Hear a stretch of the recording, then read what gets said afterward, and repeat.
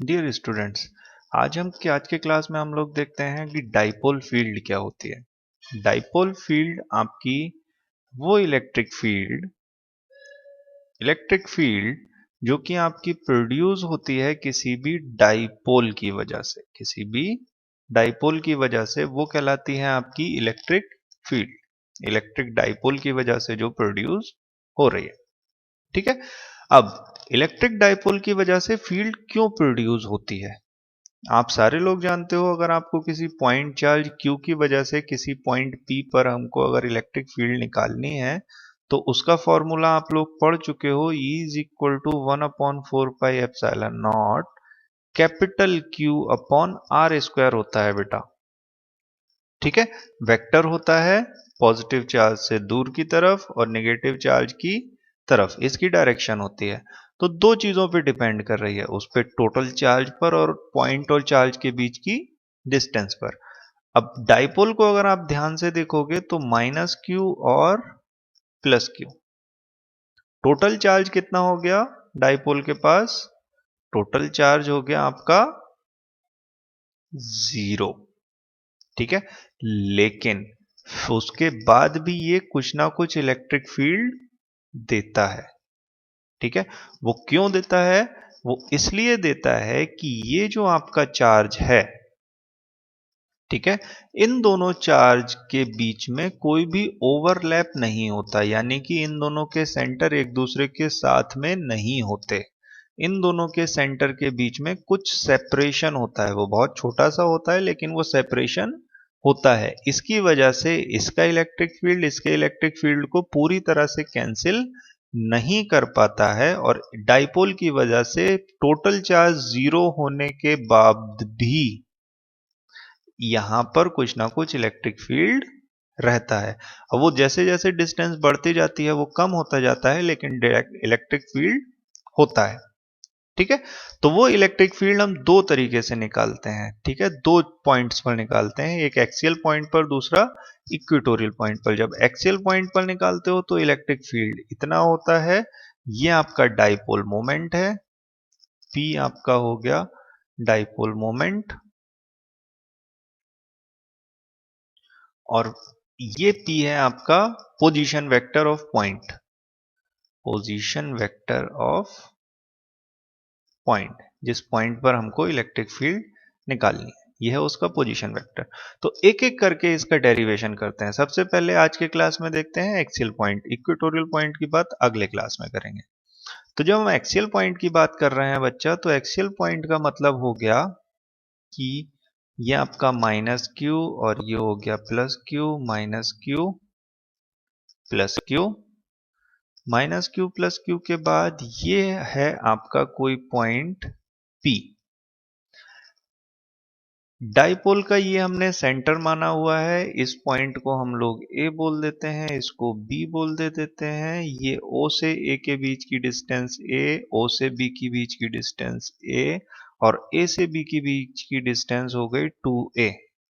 इस डाइपोल के सेंटर से हमने मान लिया पॉइंट P की जो डिस्टेंस है वो है स्मॉल r, यानी कि ये हो गई आपकी स्मॉल r। तो अब इस पॉइंट B की वजह से, जिस पर पॉजिटिव चार्ज रखा हुआ है, उसकी वजह से इस P पर जो इलेक्ट्रिक फील्ड होगा वो इस डायरेक्शन में होगा, और इसको हम बोल देते हैं +Q, ठीक है। इस माइनस की वजह से इस P पर जो टोटल इलेक्ट्रिक फील्ड होगा वो नेगेटिव की तरफ होगा, और इसकी वैल्यू हमने मान ली E-Q, ठीक है बच्चा। अब एक एक करके इस +Q और -Q की वैल्यू निकालते हैं, ठीक है। तो E-Q हो जाएगा आपका 1/4πε0 -Q अपॉन AP का होल स्क्वायर, AP का होल स्क्वायर, A से P के बीच की डिस्टेंस, क्योंकि हम पॉइंट -Q की वजह से इलेक्ट्रिक फील्ड निकाल रहे हैं। और ये हो गया कैपिटल P पोजीशन वेक्टर, इस पॉइंट P का position vector with respect to this origin. AP की वैल्यू कितनी है? AP है आपका, अगर ध्यान से देखोगे तो O से P तक की डिस्टेंस आपकी R है, और O से A तक की डिस्टेंस A है। तो टोटल डिस्टेंस हो जाएगी ये वाली आपकी R + A, ठीक है, तो AP हो गया आपका R प्लस ए। इस वजह से E माइनस क्यू हो जाता है आपका 1/4 pi epsilon not minus Q upon R plus a whole square P position vector. Direction इसकी टुवर्ड्स लेफ्ट, ठीक है, या फिर आप बोल सकते हो P टू A, P से A की तरफ, ठीक है। सिमिलरली जब आप निकालोगे E प्लस क्यू, तो E प्लस क्यू की वैल्यू आएगी आपकी 1/4 pi epsilon not plus Q upon BP का whole square position vector P, ठीक है, BP का whole square position vector P। अब BP के होल स्क्वायर का मतलब ये हो गया यहां पर Q, BP जो है, BP की वैल्यू है यहां पर R माइनस ए, ठीक है, BP की वैल्यू है यहां से यहां तक की वैल्यू है R माइनस ए का मतलब हो गया E plus Q is equal to 1/4 pi epsilon not plus Q upon R minus A का whole square unit vector P। तो प्लस क्यू की वैल्यू इतनी आई, माइनस क्यू की वैल्यू यहां पर आ गई, हमने 1/4 pi epsilon not minus Q upon R plus A का whole square unit vector P। इसकी डायरेक्शन राइट है, राइट साइड में है, यानी कि B से P की तरफ, और इसकी डायरेक्शन आपकी लेफ्ट में है, यानी कि P से A की तरफ, ठीक है। तो अगर हमको टोटल इलेक्ट्रिक फील्ड निकालनी है, ये दोनों के दोनों आपके वेक्टर क्वांटिटी हैं, अगर हमको टोटल इलेक्ट्रिक फील्ड निकालनी है E, तो इन दोनों का वेक्टर सम करना पड़ेगा। अब क्योंकि इन दोनों की डायरेक्शन ठीक अपोजिट है, ये आपकी E प्लस क्यू है और ये है आपकी E माइनस क्यू, तो E minus Q, E plus Q plus E minus Q कर देते हैं, ठीक है, वेक्टर सम कर रहे हैं हम लोग, तो अभी हमने प्लस रखा हुआ है। अब क्योंकि इनकी वैल्यू एक दूसरे के नेगेटिव में आएगी, इसलिए हम लोग इसको बोलेंगे वहां पर, तो ई टी हो जाएगा आपका, E T is equal to E minus Q, ये प्लस क्यू ये minus Q, E T is equal to Q common है, क्यू कॉमन है, 4 पाई एप्सिलॉन नॉट हो गया, ये हो गया हमारा 1/R माइनस ए का होल स्क्वायर माइनस, ठीक है, 1/R प्लस ए का होल स्क्वायर। अब क्योंकि ये एक दोनों दूसरे के अपोजिट में थी, इसलिए ये हो गए माइनस, ठीक है। तो अब Q इज इक्वल टू हो गया 4 पाई एप्सिलॉन नॉट। जब आप इसको सॉल्व करने जाओगे बेटा, तो सॉल्व करते टाइम पर ये आएगा आपका 1 upon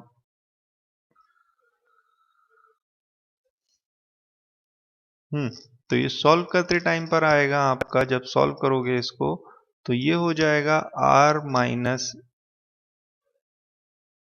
R square minus A square का होल स्क्वायर, ऊपर बचेगा आपका 4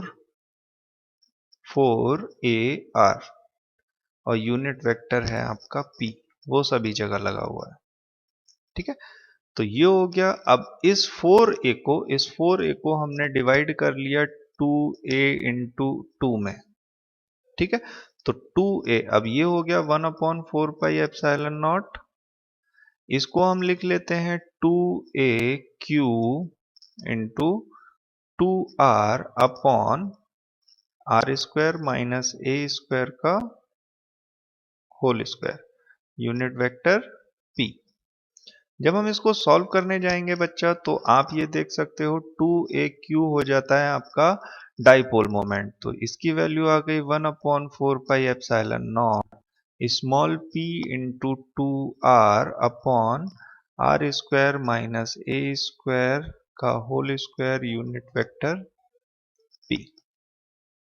ये हो गई हमारी टोटल इलेक्ट्रिक फील्ड, जिसकी डायरेक्शन होगी राइट साइड में। अब एक एजम्पशन हम मानते हैं, एक एजम्पशन हम ये मानते हैं कि if R is very very very greater than A, R की वैल्यू बहुत ज्यादा है, तो इस R square minus A square की जो वैल्यू होगी वो अप्रोक्सीमेटली इक्वल आ जाएगी आर स्क्वायर के, क्योंकि ए स्क्वायर की वैल्यू बहुत छोटी है। तो इसका मतलब हो गया जो इफेक्टिव वैल्यू आई E इज इक्वल टू वो आया आपका 1/4 pi epsilon naught P into P R upon R square का होल स्क्वायर यानी वेक्टर P। तो E आ गया भैया हमारा E is equal to 1/4 pi epsilon naught 2P upon R cube position vector P। ये होती है आपकी electric field at any point, at any axial point due to electric dipole. आज के लिए इतना ही। नेक्स्ट क्लास में हम देखेंगे इक्वेटोरियल पॉइंट पर हम लोग इलेक्ट्रिक